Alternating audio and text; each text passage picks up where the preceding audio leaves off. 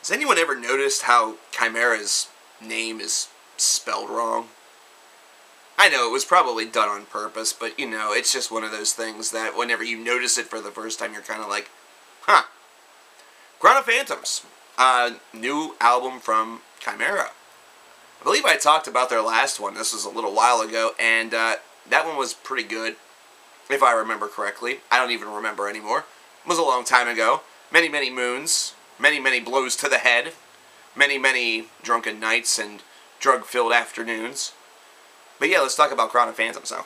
Now, Chimaira, if you're unfamiliar with the band, they are a metalcore band that has a lot of groove orientation to them. Every so often you're going to hear a breakdown in one of their songs, but do not assume because of this that they are deathcore. They are definitely more of a metalcore band that has the grooviness in there. It's groovy, baby. But Crown of Phantoms.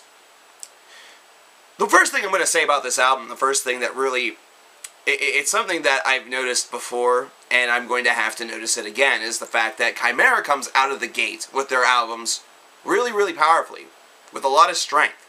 They really have a lot of strong songs on the first half of the record, and that's something that really gets you amped up.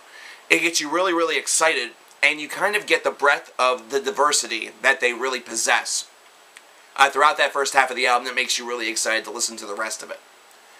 Now, on the second half of this release, and I've noticed this on some of the albums as I've gone back and listened to them, on the second half of their release, there's definitely a little bit more of an experimental side. There's a little bit more of a, you know, there's a bit of a letdown, is I guess what I'm saying. And Crown of Phantoms sadly possesses this.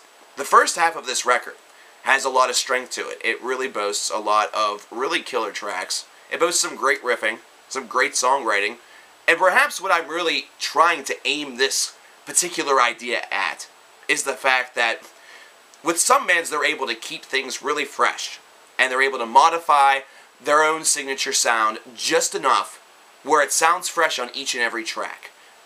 With Chimaira, perhaps what the problem truly is that it just tends to get old after a while. But I find it hard to say that only because there is diversity amongst these tracks. And the diversity is kind of weak, so I really think what happens is that near the end points of this of these albums, the songwriting just kind of takes a dip. Is it that noticeable of a dip? It kind of is. Is it that large of a problem? That's debatable.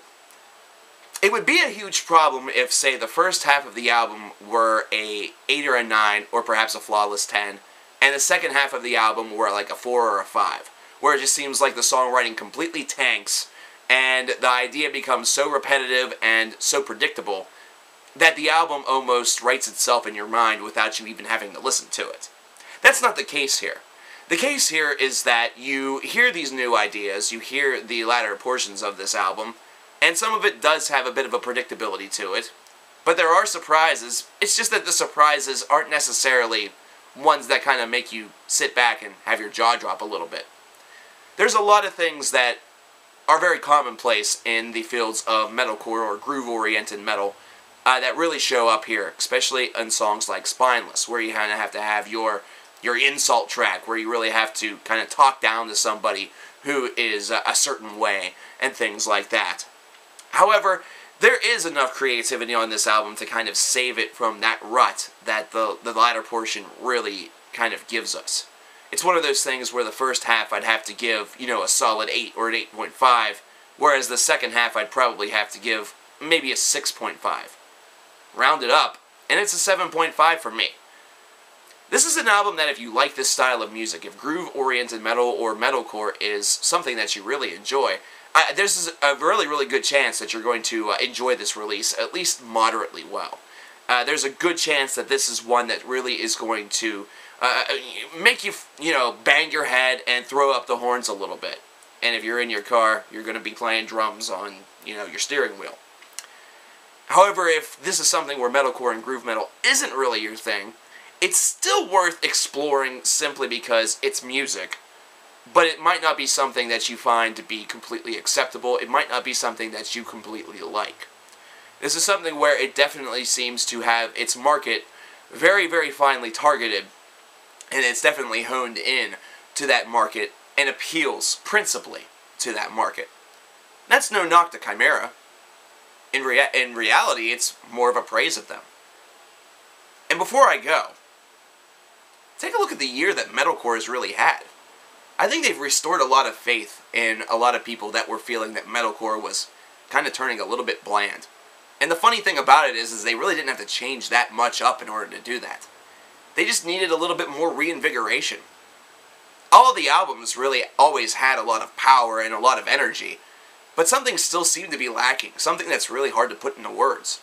That really has changed in 2013. Take a look at bands such as Killswitch and now Chimaira. These are both bands that have released pretty awesome albums, and hey, who knows what's yet to come. That was an explosion. I think I'm about to die. So I will sign off now and say, please give Crown of Phantoms by Chimaira a chance before I am shot in the head by a bottle rocket. Peace.